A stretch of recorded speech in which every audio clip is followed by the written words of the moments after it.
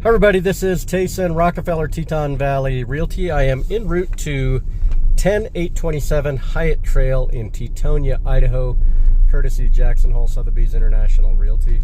This home is up in the north end of Teton Valley, fairly remote, but that can be a big factor for somebody that's looking for that type of property.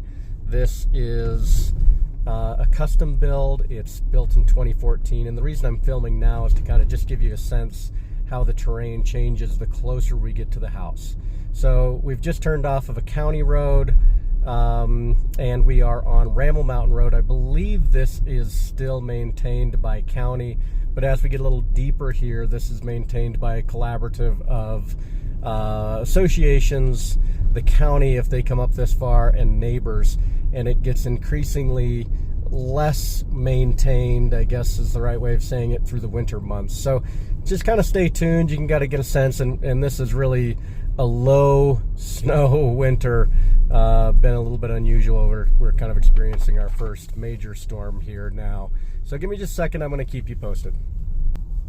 Okay, we're just turning on to Beaver Boulevard, and this is a mailbox cluster for kind of a mountain cabin community back here, Grand Teton Estates. Grand Teton Estates is a collective of smaller lots, most of them anyway, and you can kind of get a feel for the cabin-like nature of most of these homes up in here. Again, this section of Grand Teton Estates is maintained for winter access, but not all of Grand Teton Estates is. So you can see we're getting into a little steeper terrain, some rolling hills. So I'm just trying to give you a sense for what this, kind of looks like as you're coming in. So now we're splitting off onto Hiatt Trail, which is a private road maintained for a handful of homes that are not a part of that community.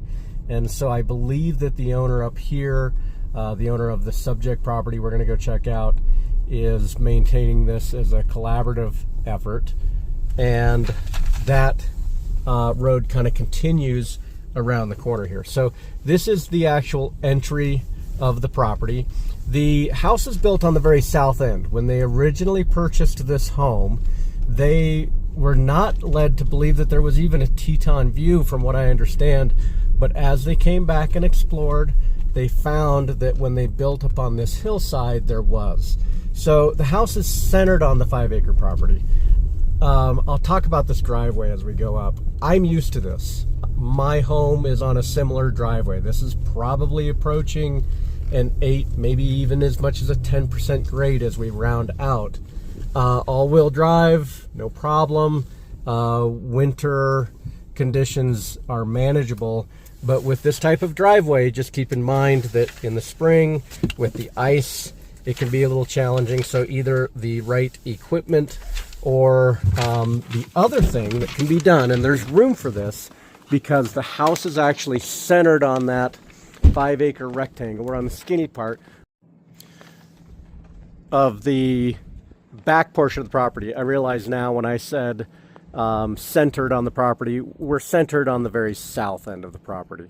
So we don't really have room to continue south, but my point was, I believe that we have some room to bring some switchbacks in here. So that might look something like coming further around this cluster of trees, around this kind of snow pole that you see here, and then back, or perhaps even create a little bit larger driveway up here. So some options with some creative excavation to make this a little more manageable, but we are on a hillside. Now, that is what creates kind of the substantial, really awe-inspiring views on the other side of the house, and we'll check that out when we get inside. But before we do, let's kind of give you an exterior walk around. This is some sort of composite. I believe this is actually hardy board siding with a blend of wood trim.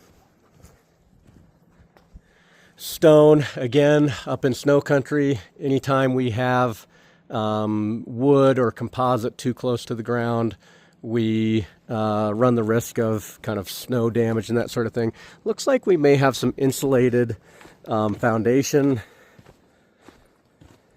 and then kind of a daylight down here around the backside, there's a small slider covered patio. We'll see where that's accessed from in the unfinished, mostly unfinished basement downstairs. They've got a little bit of a yard here off of the deck, and you can actually see a little clearer today the adjacent neighborhood. And when I say today, that's because the trees are gone this time of year.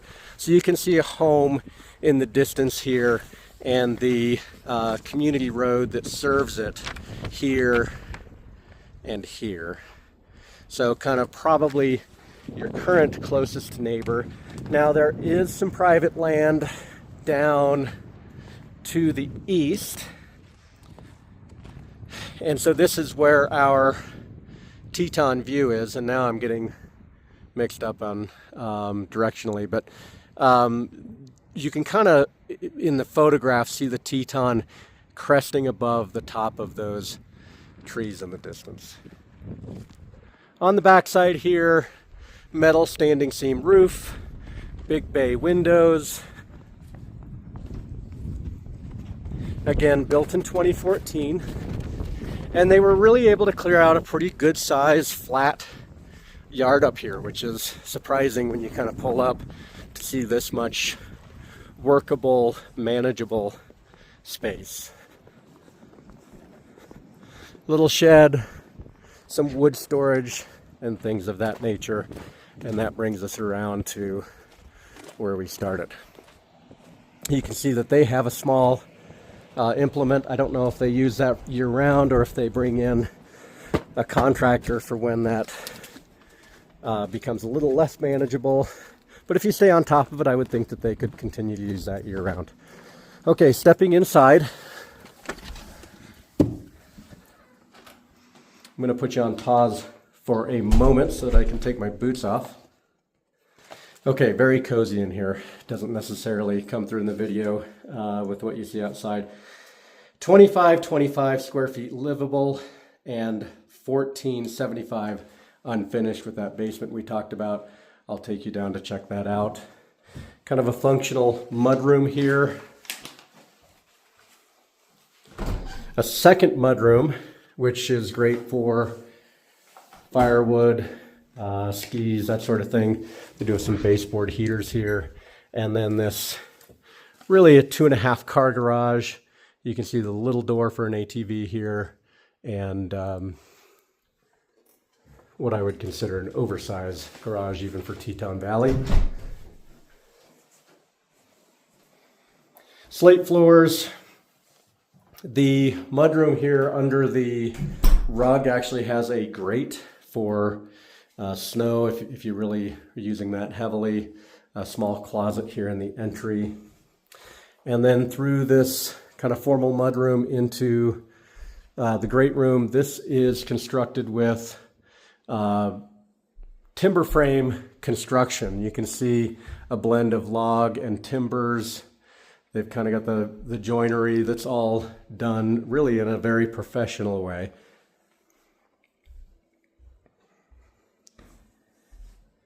Wood stove, electric baseboard. So it's quiet, it's simple, it can be adjusted in each room.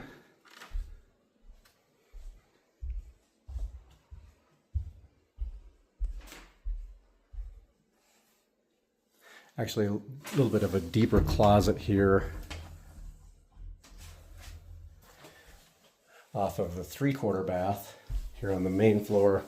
Kind of giving you the tour backwards here, but working around this staircase we saw when we came in.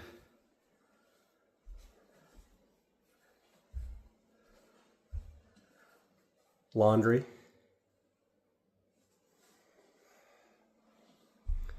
And then I'll finish back around here into the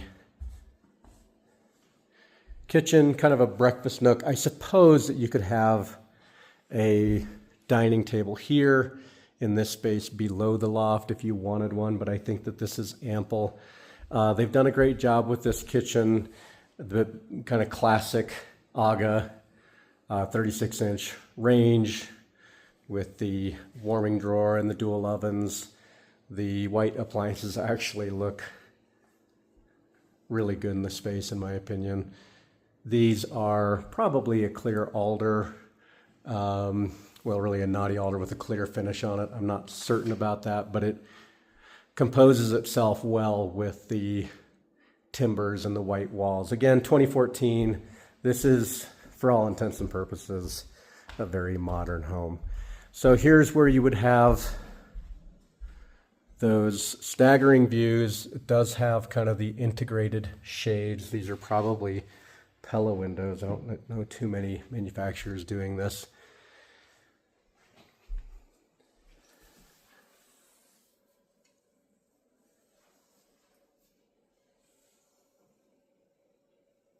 Vaulted spaces. We looked at this deck outside. You can see where you would access that off of the dining nook there. And this is, this really is a bedroom, and I think they're counting it as such, as one of the bedrooms in the listing. You can see they're using Starlink. There probably is not any other form of network up here. I could verify that, but Starlink should be ample. So you do have egress. You don't have a closet, but for all intents and purposes, this really functions as a bedroom. I think I will take you upstairs first.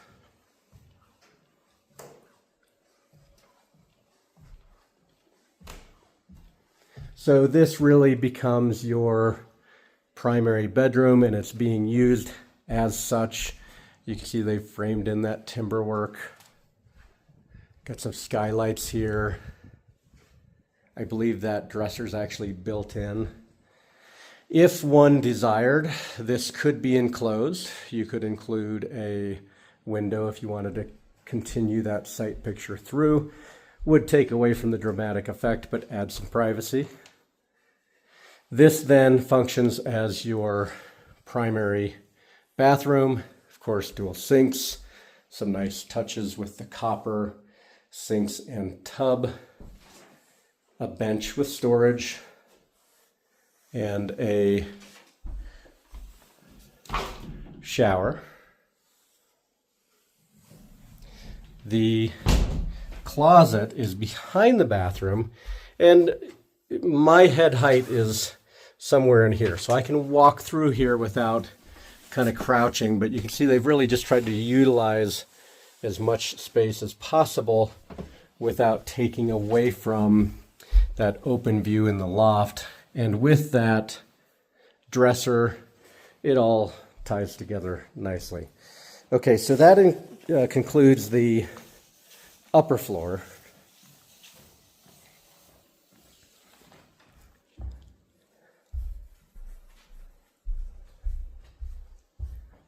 Laundry, bath, bedroom. So we've seen 2 bedrooms here, and going into the basement. So basement level, again, partially finished.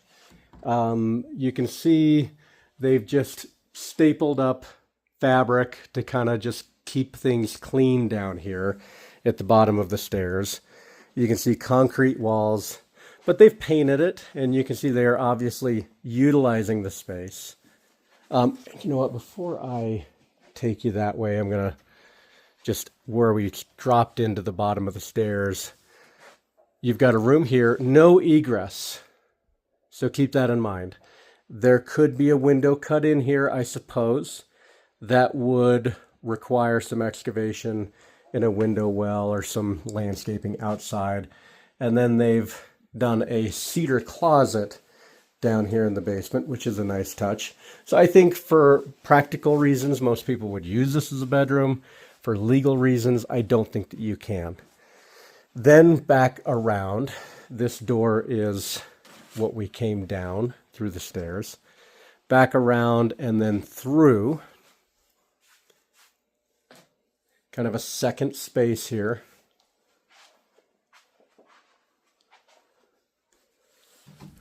Storage under the stairs. I am not certain what this would be, other than maybe pass through to that other room for some reason.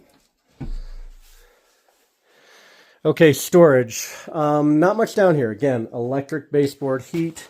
No AC. Would require some sort of mini split system, which would be easy to do in a home like this. I don't think you need AC down here. Pressure tank, a new water heater, a small deep freeze, electrical panel, the generator, backup generator system, a water softener, and then a whole house filter. Very straightforward. The mechanical in a home like this is fairly easy to kind of understand. Now, bedroom number 3, I guess. We're directly below that bedroom we saw upstairs. This is that patio that I mentioned when we did our exterior walk around.